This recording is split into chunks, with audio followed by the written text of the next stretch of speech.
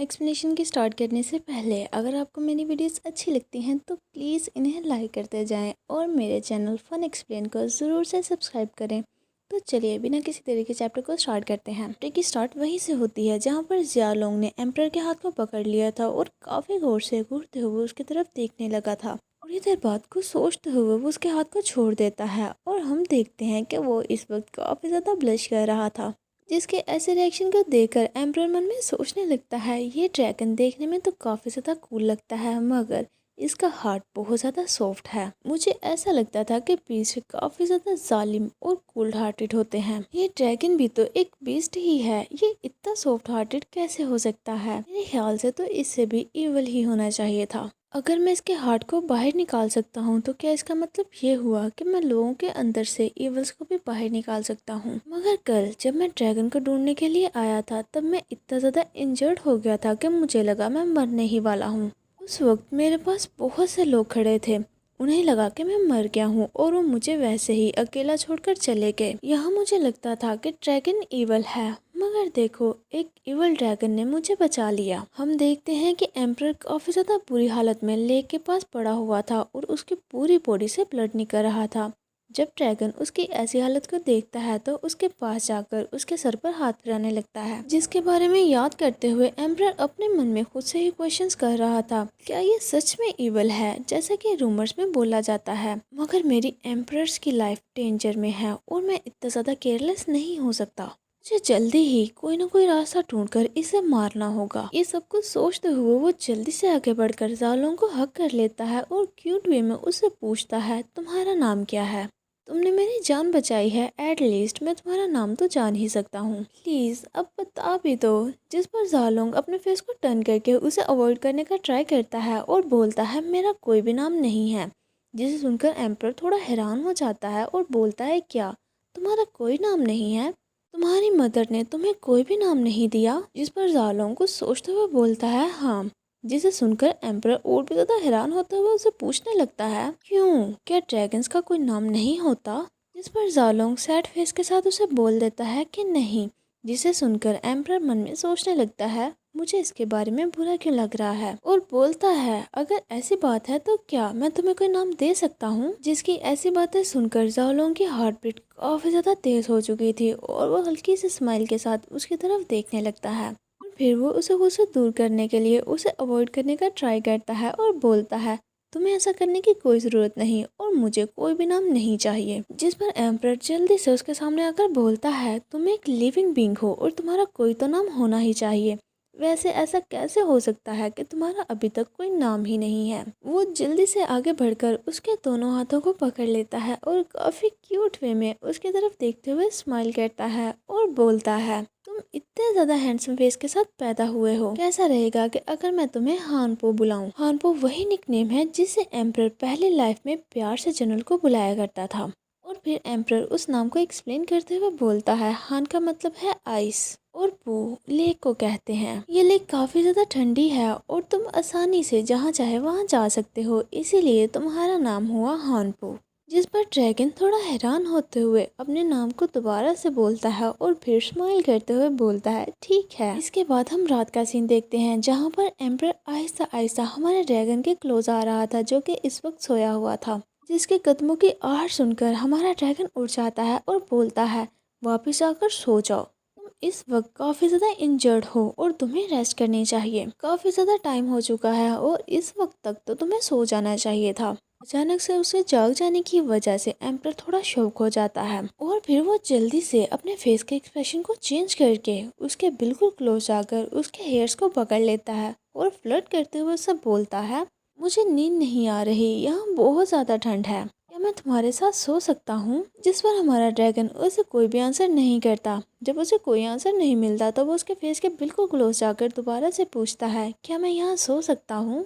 मगर हमारा ड्रैगन तो उसे बिना कोई आंसर किए उसके लिए जगह को खाली कर देता है और खुद एक साइड पर होकर लेट जाता है। जिसके ऐसा करने पर एम्परर स्माइल करने लगता है और फिर वो बोलता है ठीक है फिर मैं यहाँ पर सोने लगा हूँ। इतने में एम्परर वहाँ पर लेटने की बजाय हमारे ड्रैगन के क्लोज आने लगता है। वो उसकी कमर पर हाथ रखता है जिसे देखकर हमारे ड्रैगन को काफ़ी ज़्यादा वियर्ड फील होता है और साथ ही साथ वो काफ़ी ज़्यादा ब्लश भी कर रहा था और उसने जल्दी से अपने पावर्स को ऑन करके उसे खुद से दूर फेंक दिया था। ड्रैगन के हिट करने की वजह से एम्परर दूर जाकर जमीन पर गिरता है। जब ड्रैगन को थोड़ा होश आता है कि इसने अभी भी क्या कर दिया तो वो जल्दी से बोलता है, प्लीज मुझे माफ करना, मैं हमेशा से ही इस केव में अकेला रहा हूँ, इसीलिए मुझे आदत नहीं है कि कोई मुझे टच करे। इस पर एम्पर अपनी इंजरी पर हाथ रखते हुए आहिस्ता से बोलता है, मगर ये तो काफी ज्यादा अचानक था, चलो अब सोते हैं। मगर हम देखते हैं कि एम्पर की इंजरी से काफी ज्यादा ब्लीडिंग होने लगी थी। इसके बाद हम देखते हैं कि वो दोनों एक ही बेड पर लेटे हुए थे और एक साथ सोने की वजह से हमारे ड्रैगन को नींद नहीं आ रही थी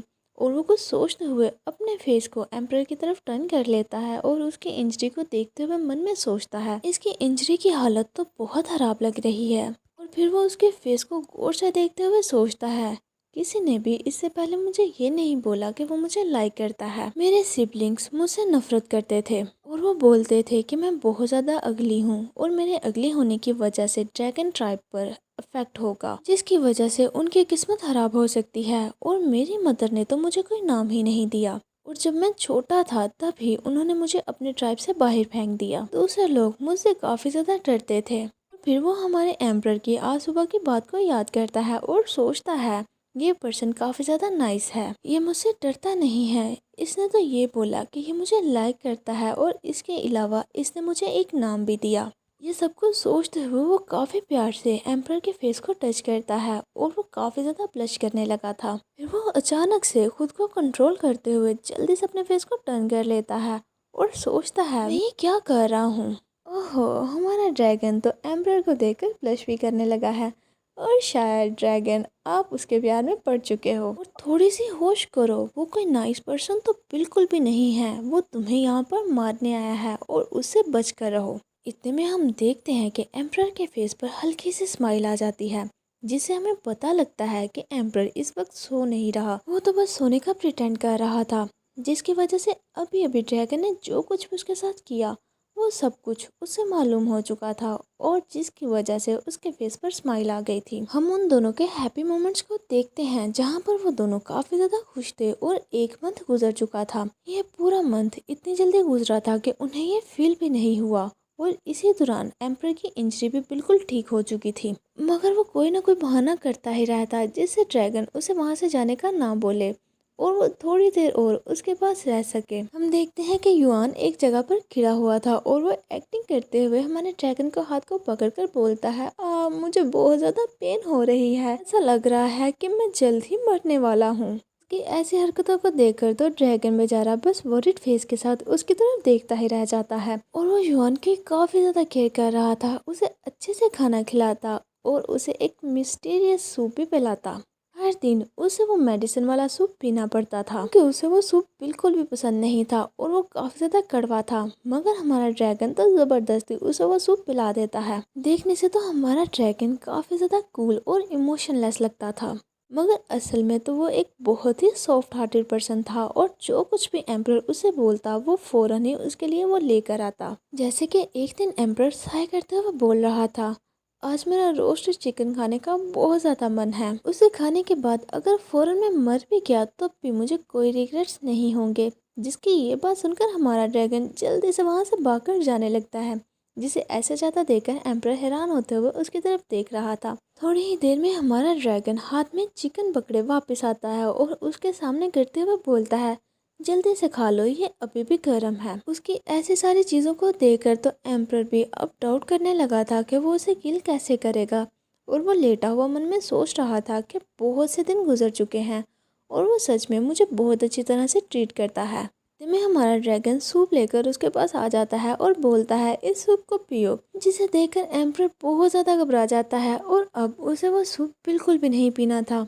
वो बहाने बनाने लगता है कि मैं तो बिल्कुल ठीक हो चुका हूँ, अब मुझे ये नहीं पीना चाहिए। मगर हमारा ड्रैगन तो उसकी किसी भी बात को नहीं सुनता और सीरियस फेस के साथ सूप को उसकी तरफ करते हुए बोलता है, इसे अभी पियो। जब एम्प्रर को ये फील होता है कि उसके यहाँ पर बिल्कुल भी नहीं चलने वाली तो वो जल्दी से सूप को पकड़कर एक ही सांस में पूरे का पूरा सूप ही पी जाता है। इस तरह से उसने बहादुरी से अपनी मौत का सामना कर लिया। सूप खत्म करने के बाद जब वो सूप के बोल को हमारे ड्रैगन को वापस देता है तो हमारा ड्रैगन उसे एक कैंडी निकाल कर देता है ताकि इतना कड़वा सूप पीने के बाद अब एम्पर को थोड़ा अच्छा फील हो। और वो कैंडी एम्पर को काफ़ी ज़्यादा अच्छी भी लगती है। और रात में जब वो दोनों सो रहे थे तो एम्पर बोलता है, क्या तुम दोबारा से मॉर्टल वर्ल्ड में वापस गए थे? जिस पर हमारा ड्रैगन उसे यस में आंसर करता है। जिस पर एम्पर मन में सोचने लगता है, मेरी एम्पर सिर्फ 3 ही माह तक जिंदा रह सकती है, इसीलिए मेरे पास ज़्यादा टाइम नहीं है। ये सोचते हुए उसकी नज़र हमारे ड्रैगन पर जाती है, जिस पर वो सोचता है ये ड्रैगन इतना वीक क्यों लग रहा है। और ना चाहते हुए भी अब एम्पर को हमारे ड्रैगन की फिक्र होने लगी थी। ज़ालोंग को देखते हुए ऐसा लग रहा था जैसे कि वो काफ़ी ज़्यादा लोनली हो, जिस पर यूहान का बहुत ज़्यादा मन था कि वो उसके काफ़ी ज़्यादा क्लोज हो जाए और उसकी सारी की सारी लोनलीनेस को उससे दूर कर दे। वो हमारे ड्रैगन के क्लोज बढ़ने लगता है और मन में सोच रहा था, इसे देखकर तो ऐसा लगता है कि ये आजकल अपनी केयर नहीं कर रहा। जिसे अपने क्लोज आते देखकर हमारा ड्रैगन उसे रोकने के लिए बोलता है, अभी तक तुम सोए क्यों नहीं? जाओ, जाकर सो जाओ, कल मैं तुम्हारे लिए तुम्हारा फेवरेट रोस्टेड चिकन लेकर आऊँगा। शायद हमारे ड्रैगन की ऐसी बातें सुनकर अब एम्पर भी उसे टची फील करने लगा था। वैसे यूहान जियू को पसंद करता था और इसके अलावा वो उससे काफ़ी ज़्यादा प्यार भी करता था और वो हमेशा से एक लॉयल पर्सन था और आज तक उसने ऐसा बिल्कुल भी नहीं किया था। उसने एक क्लीन लाइफ गुजारी थी। मगर अब जब वो ज़ालों को देखता है तो उसे नहीं पता क्यों, पर वो खुद पर कंट्रोल नहीं कर पाता। इतने में एम्पर जल्दी से आगे बढ़कर जोर से उसे हग कर लेता है और काफ़ी प्यार से उसे पुकारता है, जिसके ऐसा करने की वजह से पहले तो हमारा ड्रैगन उसके हाथ को पकड़कर खुद को छुड़ाने का ट्राई करता है, मगर फिर वो सोचता है इसे अभी भी चोट लगी है, मैं इसे इस तरह पुश नहीं कर सकता। और इसके अलावा क्या मैं सच में इसे खुद से दूर पुश करना चाहता हूँ? ये सब कुछ सोचते हुए वो उसके हाथ को छोड़ देता है और वो काफ़ी ज़्यादा ब्लश करते हुए सोच रहा था, आखिरकार मेरे साथ ये सब कुछ क्या हो रहा है। जब एम्पर ये नोटिस करता है कि इसने रेजिस्ट करना बंद कर दिया है तो वो प्यार से उसकी तरफ देखते हुए सोचता है, क्या ये मुझे दूर पुश नहीं करने वाला? यूहान ये नहीं जानता था कि इसकी पूरी बॉडी में इस वक्त किस तरह के इमोशंस चल रहे हैं, मगर इस वक्त वो ये अच्छे से जानता था कि इसे वो चाहिए। वो हमारे ड्रैगन के एयर्स के बिल्कुल क्लोज जाकर प्यार से बोलता है, मैं तुम्हें पसंद करता हूँ, क्या तुम भी मुझे पसंद करते हो? ये पूछते हुए वो उसकी नेक पर बाइट करने लगा था, इस पर हमारा ड्रैगन शॉकिंग फेस के साथ बोलता है, मैं ये नहीं जानता। और वो मन में सोचता है, ये देखने में ऐसा क्यों लग रहा है। ये सोचते हुए वो यूहान से बोलता है, अगर दो लोग एक दूसरे से प्यार करते हैं तो वो एक दूसरे के साथ शादी कर लेते हैं ताकि वो हमेशा के लिए एक साथ रह सकें। इसकी ये बात सुनकर यूहान थोड़ा स्माइल करते हुए उससे पूछता है, हे क्या तुम मुझसे शादी करना चाहते हो? हे यूहान, प्लीज़ उसे स्कैम करना बंद कर दो, वो तो इनोसेंट सा क्यूट सा ड्रैगन है और प्लीज़ तुम उसके साथ ऐसा नहीं कर सकते। यूहान की ये बात सुनकर हमारा ड्रैगन बोलता है, हस्बैंड एंड वाइफ। ये दोनों वर्ड्स हमारे ड्रैगन के लिए काफ़ी ज़्यादा स्ट्रेंज थे। वो हज़ारों सालों से इसी तरह अकेला ही रहता आया था और उसने बिल्कुल भी नहीं सोचा था कि एक दिन कोई ऐसा पर्सन होगा जो उसके साथ रहना चाहेगा और जिसकी कंपनी में उसे भी अच्छा लगेगा।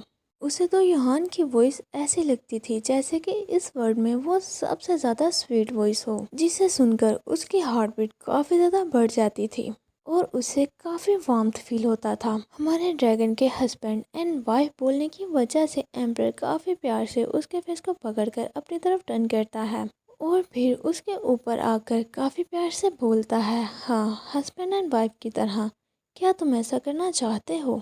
और प्यार से उसकी चीक पर किस करते हुए बोलता है, अगर तुम चाहते हो तो फिर मैं ऐसा ही करूँगा। इसके ऐसा करने की वजह से हमारा ड्रैगन तो इस वक्त काफ़ी ज़्यादा शौक था। जब एम्पर ये नोटिस करता है कि मेरे ऐसा करने की वजह से भी उसने कोई रिएक्शन नहीं दिया तो वो उसकी तरफ देखते हुए स्माइल करने लगता है और इतनी ही देर में वो जल्दी से उसके करीब बढ़कर उसके फेस को पकड़ता है और उसे किस करने लगा था और वो काफ़ी देर तक कंटिन्यूसली उसे किस करता रहता है। इसके ऐसा करने की वजह से तो हमारा ड्रैगन इतना ज़्यादा ब्लश कर रहा था कि उसका पूरा फेस रेड हो चुका था, मगर एम्पर तो उसे दूर जाने की बजाय उसके और भी ज़्यादा क्लोज आता जा रहा था और आहिस्ता आहिस्ता से उसे अनड्रेस करने लगा था। जब हमारा ड्रैगन थोड़ा सा अपने सेंसेस में आता है तो वो उसके हाथ को पकड़कर बोलता है, तुम ये क्या कर रहे हो?